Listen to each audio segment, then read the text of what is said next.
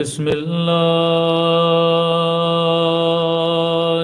الرحمن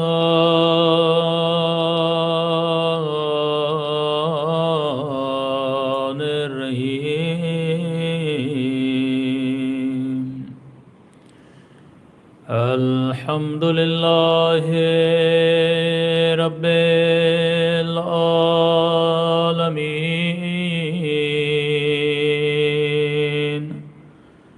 الحمد لله كما هو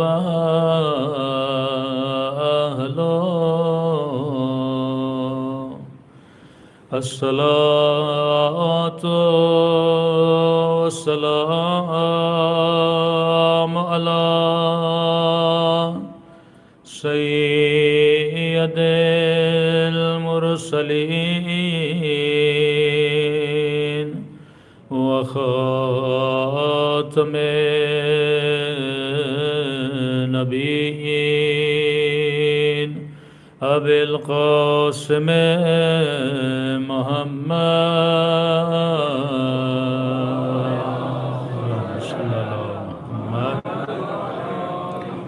وعلى آله الطيبين الطاهرين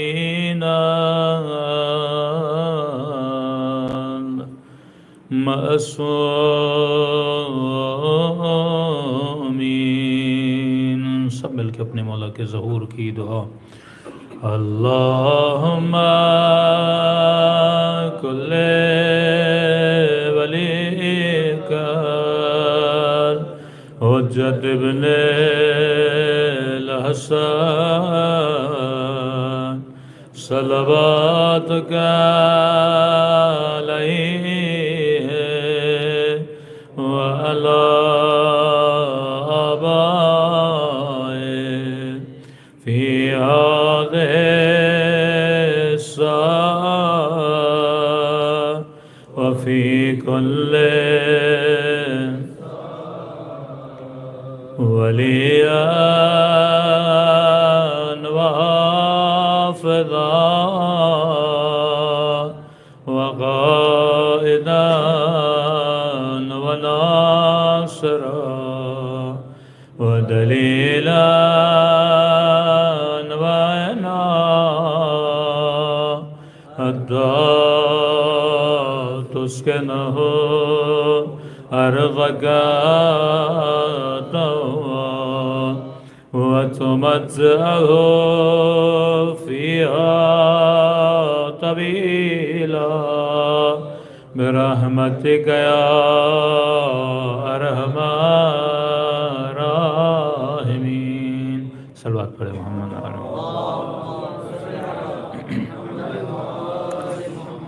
بسم اللہ الرحمن الرحیم رب اشرح لی صدری ویسر لی امری واحلل عقدۃ من لسانی یفقهوا قولی اما بعد فقد قال سبحانہ وتعالی قل لا اسألکم علیہ اجرا الا المودۃ فی القربہ صلوات پڑھے محمد وآل محمد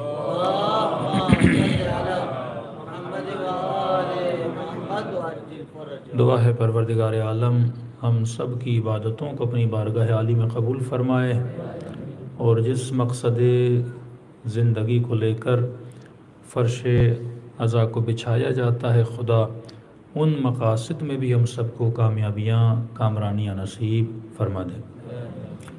مسلسل آپ کی خدمت میں عرض کر رہے ہیں کہ قرآن کا کام ہے کہ انسان کو زندگی گزارنے کے اصول بتلائے۔ قرآن قصوں اور کہانیوں کی کتاب نہیں ہے، جبکہ اسی قرآن میں بنی اسرائیل کا قصہ، جناب ہود کا قصہ، جناب لوط کا قصہ، جناب نوح کا قصہ، جناب آدم کا قصہ، یعنی آپ جس بھی سورت کو کھولتے ہیں تو وہاں کوئی نہ کوئی کہانی اور اسٹوری ہوتی ہے۔ تو کیا یہ اسٹوریاں سنانے والی کتاب ہے؟ اور اگر خدا نے اسٹوری سنانی ہوتی تو خدا اگر ایک نبی کی بھی اسٹوری سناتا، مثلا جناب نوح کی جن کی زندگی 900 سال سے زیادہ، تو ایک قرآن بھی کم پڑ جاتی۔ ہمیں کئی والیوم بلکہ ہزاروں والیومز میں قرآن کی کتاب پھیلی ہوئی ہوتی اگر خدا نے ہمیں اسٹوری سنانی ہوتی. خدا نے 900 سال زندگی کا خلاصہ بتایا، جناب ابراہیم کی زندگی کا خلاصہ بتایا، جناب موسیٰ کی زندگی کا خلاصہ بتایا، اور خود ہی بتاتا ہے کہ اے اللہ کے بندو، میں یہ قرآن کے اندر جو قصے سنا رہا ہوں یہ اس لیے نہیں سنا رہا کہ یہ لوریوں کی کتاب ہے کہ تم بچوں کو سناؤ اور بچوں کو نیند آ جائے، پر میں قصے اس لیے سنا رہا ہوں وَاعْتَبِرُوا يَا أُولِي الْأَلْبَابِ، میں نے ان قصوں میں تمہارے لیے کیا رکھی ہے؟ عبرت رکھی ہے. اگر عبرت لوگے تو قرآن تیرے لیے مفید ہے، اگر عبرت نہ لے بندہ تو گویا قرآن اس کے لیے مفید نہیں ہے. بالکل ایسے ہے کہ بندہ مجلس میں آئے، آج کسی بھی مومن سے پوچھو کتنے سال سے مجلس میں آ رہے ہو، کوئی 20 سال سے، کوئی 30 سال سے، کچھ تو اتنے بڈھے ہو گئے، کوئی 70 کا، کوئی 75 کا، کوئی 80 کا، ابھی تک مجلسوں میں آ رہے ہیں. اب بندہ کاؤنٹ کرے کہ میں نے 70 سال میں کتنے آور امام حسین کی مجلس سنی ہے، اور اس کے بعد خود سے یہ پوچھے کہ اتنے آورز مجلس سننے کے بعد تیرے وجود میں چینج کیا آیا ہے. اگر 70 سال کی مجلس سے میرے وجود میں چینج لا رہی ہیں تو مفید ہیں، لیکن اگر 70 سال مجلس سننے کے بعد بھی میرے وجود میں ذرہ برابر چینج نہیں آیا تو ان مجالس کا کوئی میرے لیے فائدہ نہیں ہے. اسی طرح مسلمان اگر قرآن پڑھے پر دل میں رحم پیدا نہ ہو، قرآن پڑھے پر قاتل رہے، قرآن پڑھے پر غاصب رہے، قرآن پڑھے پر مبغض اہل بیت رہے، قرآن پڑھے پر اہل بیت کی بے احترامیاں اور بے ادبیاں کرے، تو اس قرآن کے پڑھنے کا کوئی فائدہ نہیں ہے. اور خدا مثال بھی یہی دیتا ہے سورہ جمعہ میں کہ بعض لوگوں کی مثال ہے کہ مثل الحمار یحمل اسفارا، جس طرح گدھا اپنی پیٹھ پہ کتابوں کے وزن کو تو محسوس کرتا ہے پر اس کے علم سے کوئی فائدہ نہیں لے پاتا.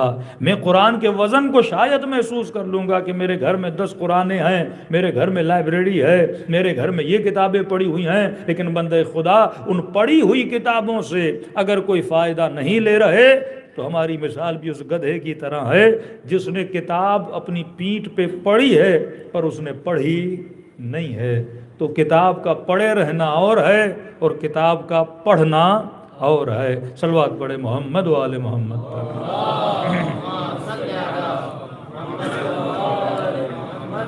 اب ایک مثال دے کے آپ کو سمجھاؤں. میں نے اس دن کہا تھا کہ اہل بیت کی زندگی کے کتنے رنگ یا کتنے پہلو ہیں. ایک پہلو ہم نے عرض کیا کہ اہل بیت کی زندگی کا وہ پہلو جس میں اہل بیت کے معجزات ہیں، یعنی part of the life of اہل بیت، ایک ایسا پارٹ جس میں اہل بیت کے معجزات ہیں. یعنی اگر آپ کوئی کتاب لکھو مولا امیر المومنین پر تو ایک پارٹ اس میں یہ آئے گا کہ علی کے معجزے کتنے ہیں.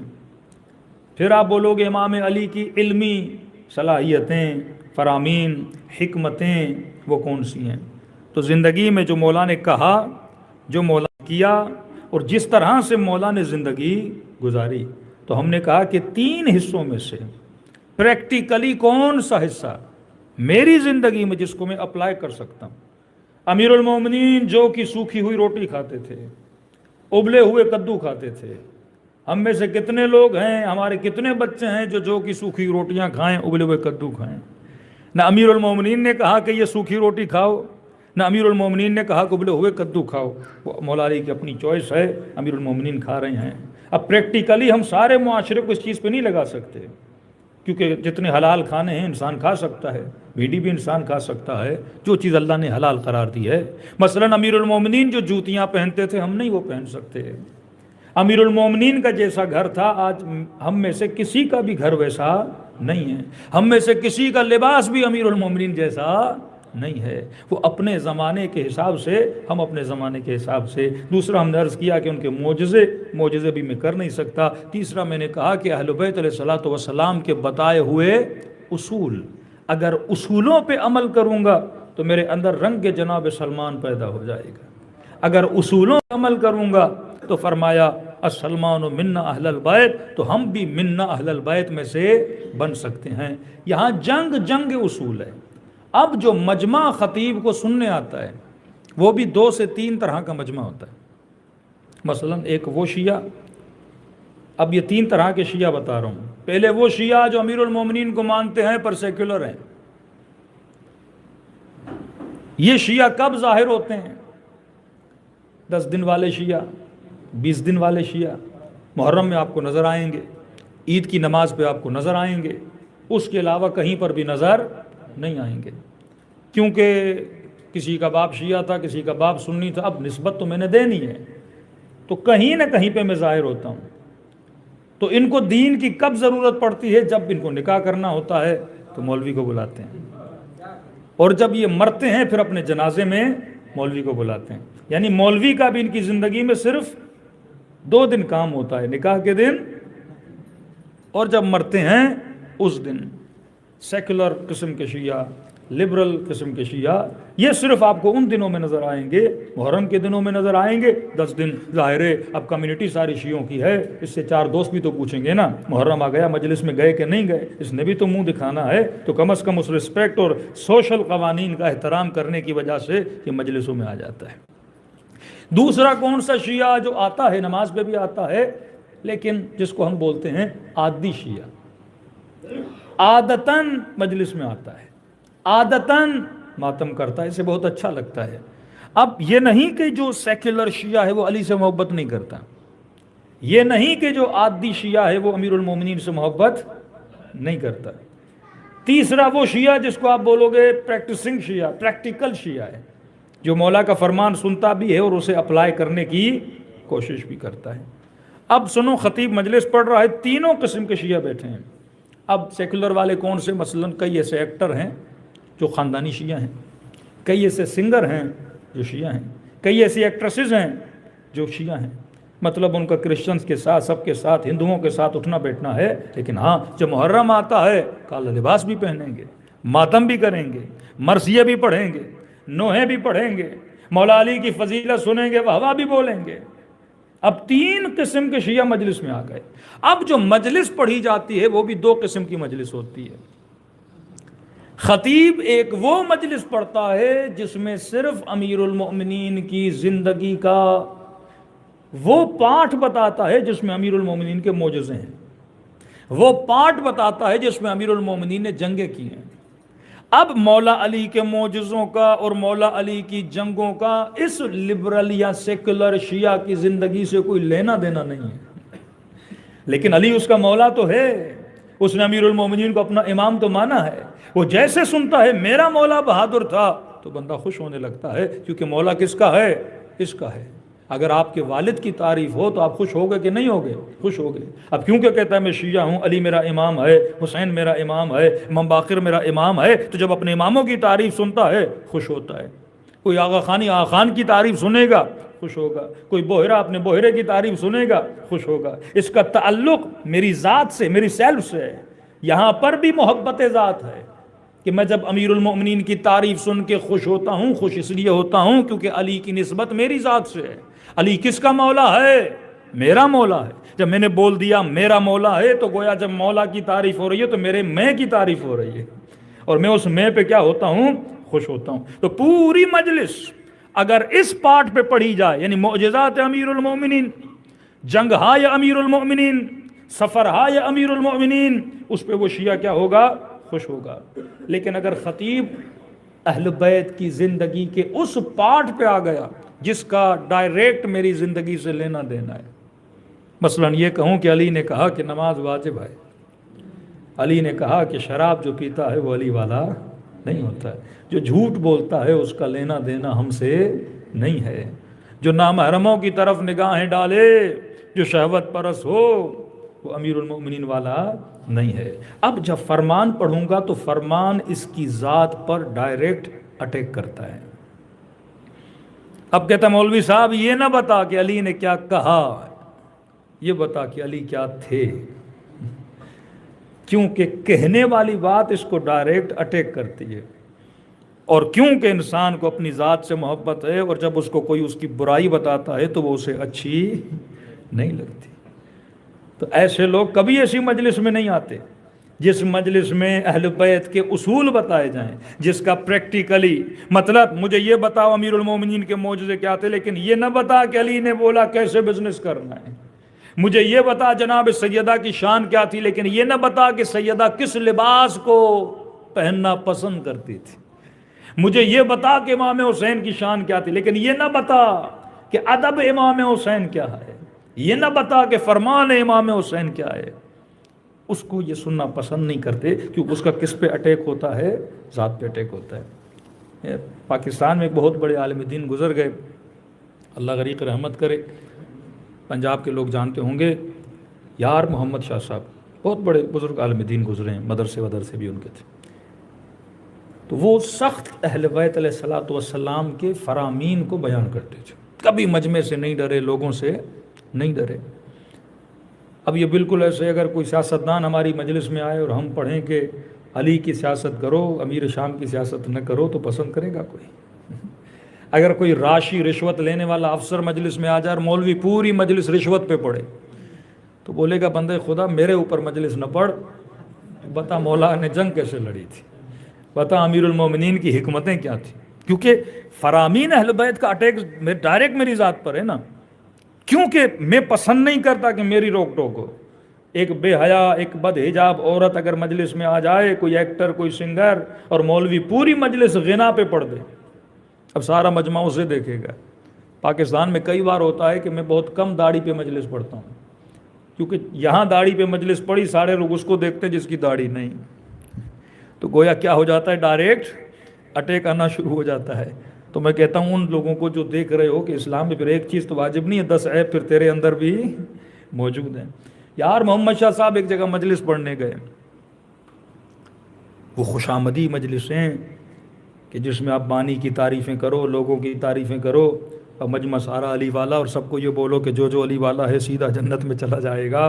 تو اب سیلف کی تعریف ہو رہی ہے نا، میری ذات کی تعریف ہو رہی ہے، جنت کی بات ہو رہی ہے، تو گویا میری تعریف ہو رہی ہے، اور یہ بولا جائے محب جنت میں جائے گا، لیکن صفات محب نہ بتائی جائیں، صفات شیعہ نہ بتائی جائیں، تو مجمع تو ایک بہت بڑا عالی شان نعرہ بھی مارے گا، اور کہا کہ جو بھی نعرہ مارے اور سیدھا کہاں، جنت کے اندر چلا جائے گا۔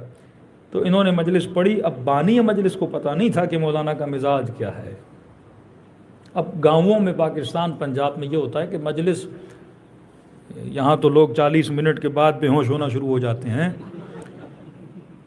پاکستان میں صبح مجلس شروع ہوتی ہے اور شام تک چلتی رہتی ہے، 10 ذاکر، 10 خطیب۔ کئی ایسے گاؤں میں جہاں ایک ہفتہ ریگولر نیاز چلتا رہتا ہے، لوگ آتے رہتے ہیں، ہر کوئی اپنے پسند کے خطیب کو سن کے نکل جائے، روٹین شفٹ چینج ہوتی رہتی ہے، لیکن مجلس میں کبھی وقفہ نہیں آتا۔ اب وہ وڈیرا تھا، بڑے بڑے ذاکروں کو، بڑے بڑے مولاناؤں کو بلانے والا، اس نے بھی تعریف سنی، یار محمد شاہ صاحب کا نام بڑا ہے، بلایا اس نے۔ اب اس کی روٹین کیا تھی؟ بعض لوگ ہم کرتے ہیں کہ مثلا مجلس ہو رہی ہے اور جو مجلس کروانے والا ہے تو وہ ایک خاص اپنا تکیہ رکھتا تھا، اسٹیج اب بناتے ہیں پاکستان میں، ایک اسٹیج بنتا ہے، اس کے اوپر ممبر رکھتے ہیں، مجمع نیچے ہوتا ہے، اسٹیج اوپر ہوتا ہے۔ اب مجلس کرانے والا بانی وہ اسٹیج پہ بیٹھتا تھا، 1-2 تکیے وکیے لگا کے، پگڑی وگڑی پہن کے، وڈیرا تھا، بہت بڑا مربع زمین اس کے پاس موجود ہے، بڑی بڑی اس نے مونچھیں رکھی ہوئی ہیں، اور وہ آ کے بیٹھتا تھا۔ اب جو بھی خطیب مجلس پڑھنے آئے پہلے وڈیرے کی تعریفیں کرے کہ اللہ ان کے رزق میں اضافہ کرے، اللہ ان کو زندگی دے، یہ ذکر اہل بیت کرا رہے ہیں اور یہ اور وہ۔ اب یار محمد شاہ صاحب مجلس میں آئے، پڑھتے پڑھتے پڑھتے انہوں نے مجمع سے ایک سوال کیا، کہا کہ آج تک تم سب نے شمر سنا ہے؟ ہاں ہم سب شمر سنتے ہیں، کہ آج تک تم میں سے کسی نے شمر دیکھا ہے؟ مجمع پریشان کہ بھئی شمر سنا تو ہے لیکن آج تک کسی نے شمر دیکھا نہیں ہے۔ میں آپ کو بولوں آپ سب نے یزید سنا ہے پر کسی نے یزید دیکھا ہے کہ نہیں؟ تو بڑا مشکل ہے۔ تو سارے مجمع نے کہا نہیں مولانا، کہ آج میں تم سب کو شمر دکھاؤں گا کیسا تھا۔ اب مجمع بھی پریشان، مولوی صاحب شمر دکھانے والے ہیں آج ہمیں مجلس میں، تو عصا رکھتے تھے، ان کے ہاتھ میں لکڑی ہوتی تھی، انہوں نے لکڑی کا اشارہ کیا وڈیرے کی طرف، اور اشارے سے بولا کھڑا ہو جا۔ وڈیرا کھڑا ہو گیا، کہ بالکل شکل میں ایسا تھا۔